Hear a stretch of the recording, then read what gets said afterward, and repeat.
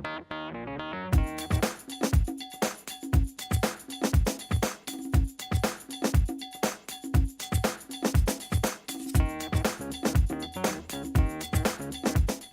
I could answer that question just by saying that we believe LTE is the solution. LTE is the solution. IMT Advanced is the actual solution for 4G. Okay. Yeah. IMT Advanced. IMT Advanced. We believe that LTE 3.9G is the right answer, and that will come when the spectrum is made available. And the spectrum, we would hope, will be made available in line with what the Finance Minister said, which is he's looking for early auction of spectrum. And by that, we are talking about 700 and 2.6 gigahertz. It's really down to the Indian government. It's not for the GSMA to say what the Indian government needs. I can only say as soon as the spectrum is made available in line with what the government has said, which is that they propose to do a consultation on that around the end of this year or beginning of next year. And when they do that, then of course that will start the auction process, and when the auction process starts, you can deploy 3.9G. I would say that if you did an auction process in the beginning of 2012, you can deploy FDD LTE as soon as that auction process is concluded. So I would say that depending on when the timeline of the auction process, which could be 3 to 6 months, you could talk a bit with less than 1 year, because we're already in August now.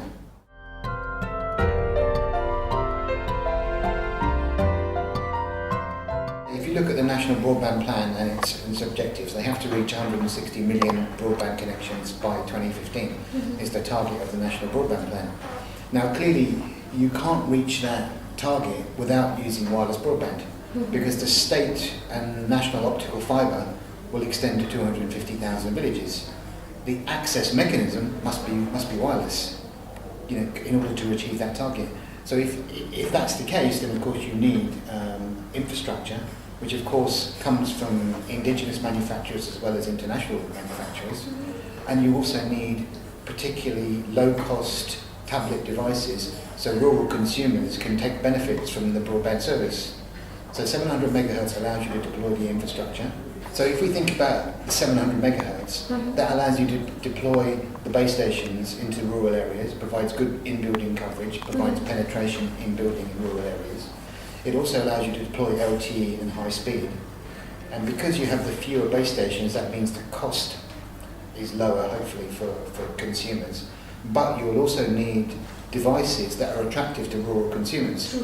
And those devices need to be something like tablets with local language GUIs, graphical user interface, that allows rural consumers and possibly illiterate consumers to use those devices. If you look at the indigenous manufacturers of devices in India, people like you've got Spice, you've got Videotron, you've got Maxitron, they're all making devices for the Indian market. If you look at Android Tutu and other types of devices that run those kinds of operating systems, you can put your own GUI on top of that, and you can put a customizable local language GUI on top of that, and that would address the needs of illiterate consumers.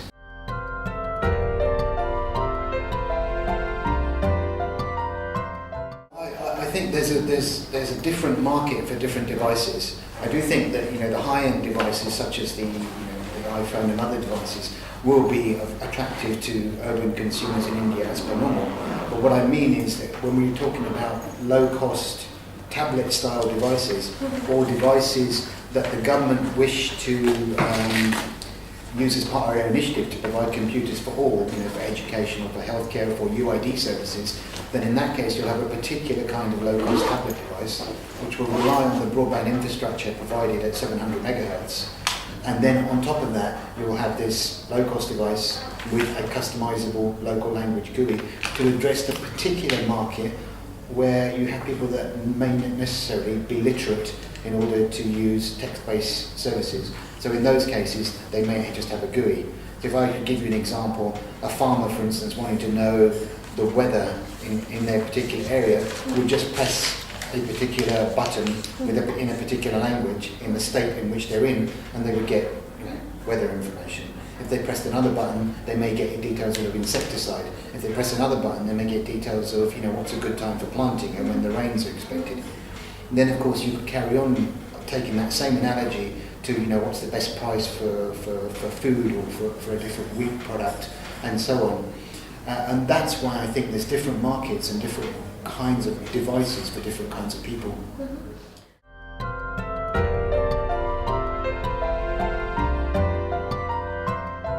I think the take on it is that they are very attractive. They meet the objectives of the Indian government, we believe, in terms of providing one computer per person or one computer to allow the delivery of advanced services. And those services include the e-government services type of application, financial inclusion, which means that you can take literally a bank office mobile and take that to any rural area. You can marry that with UID services. You can do a lot of things around the digital inclusion agenda that the Indian government is promoting, and we believe that tablets and low-cost tablets are one of the ways that you would deliver that agenda.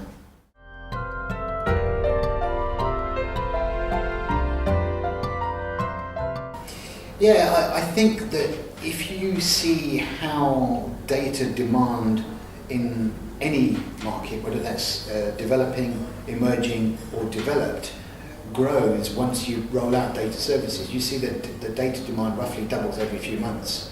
Since it doubles every few months, you see that people start getting addicted to data services, and in that case, high-end people who consume a lot of data will need new services. They will need to have the ability to get onto LTE. So if I can give you an example, in places where high-speed data is already available, 3G services or 4G services, you roughly have between 5 and 10% of high-end users consuming approximately 80% of the data traffic. Those kind of users will then need to be migrated onto a high-speed backbone network. And in that case, LTE is the answer. And if you take another example, if you extend the fibre optic network to the budget level, which is the objective of the National Broadband Plan in India, 250,000 villages, okay, you've extended the broadband the fibre network to there, but how do you connect the consumers? And the way to connect the consumers is with a high-speed broadband network, which allows them to connect as well. And that means that wireless broadband access is the answer. True. So in that case, again, you have this latent demand, if you like, for high-speed services. And again, LTE is a good answer.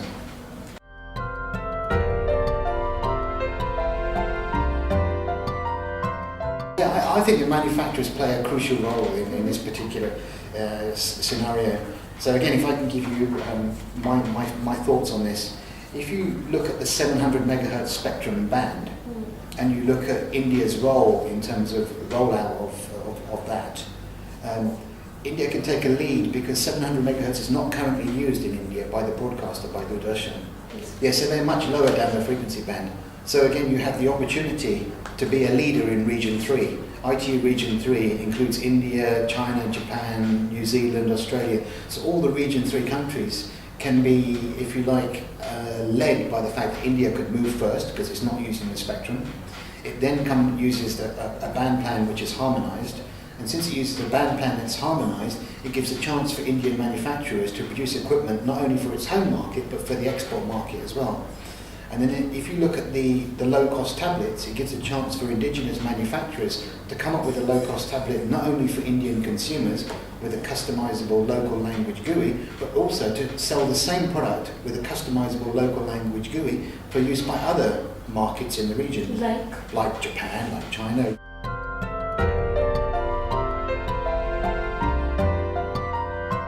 Well, this is the point, because at the end of the day, because you move first, because you get the idea of moving first, and you have Indian skills in IT production and IT software, you have more skills than anybody else in the world. Where does everybody in the world go for IT? They come to India. So if they come to India, you can imagine that as soon as you start developing local language and customizable GUIs for low-cost devices, then of course you can roll that out to everywhere. And because you have the first mover advantage, because you're not using that spectrum currently, then of course you have a combination of high-speed mobile broadband plus infrastructure, which includes the communications equipment, and you also have the devices. Then you have the software and applications on top. You have a compelling story to say about, so you start with your home market and then you can go anywhere else with that. And look at the SAARC countries. The SAARC countries will be looking to India, just like they look to India for other services and products at the moment.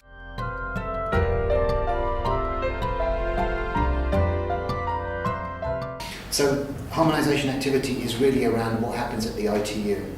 So the ITU has Region 3, and Region 3 talks about 700 megahertz, which I've already outlined the reasons, and a common band plan, and of course around 2.6 gigahertz. So India will be looking for auctioning of those two bands in the future. So that's what we talk when we talk about international harmonisation. So we're looking to see those two bands harmonised and available for auction in India.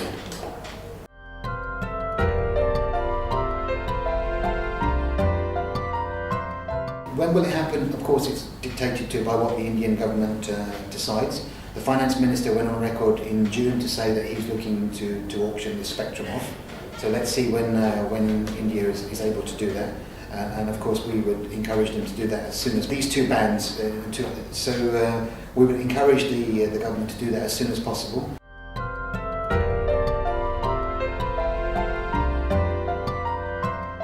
There are massive benefits from auctioning this spectrum, and those are identified in the report that we're going to give you from Analysis Mason. 80 billion additional revenue from services as a result of auctioning this spectrum. Okay. Yeah. Because you need spectrum in order to deliver to the number of people that are expected to use these services. So the projections are by 2015 to have close to 230 million users using mobile broadband. If you look at the National Broadband Plan, of course they're talking about 160 million by 2015. So we keep coming back to the same point, that the only way you can deliver that with infrastructure is with mobile broadband. In order to deliver mobile broadband, you need spectrum. So that's why we're just making the case, and this report that you'll get gives you these numbers. I think the combination is good because at 700 megahertz you have good indoor propagation. Okay. It's also good because you need a smaller number of base stations to deliver the same performance in terms of speed. Plus you can deliver LTE. In 2.6 gigahertz, of course, you can do capacity, so you can deliver to many more users in urban areas. If you put the two bands together, 700 and 2.6, it means you cover rural with 700 and 2.6 you use for capacity in urban areas.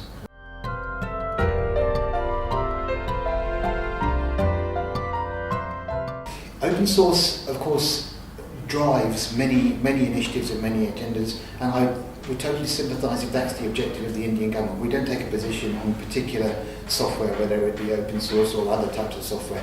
The GSMA has everybody inclusive in the ecosystem. 850 mobile operators and about 160 associate members, and those associate members vary from Microsoft through to any of the major players that you could talk about in both software and hardware, and they're all part of the mobile ecosystem. We're inclusive. We would include anybody that wants to, if you like, deliver the goals of the digital agenda and digital inclusion initiatives of the Indian government. Mobile is open, it's an open platform. If you look at the iPhone, it has 300,000 applications. If you look at Google Android, it has 150,000 applications. If you look at BlackBerry, it's got 40,000 applications. We do not close mobile to any particular application or service.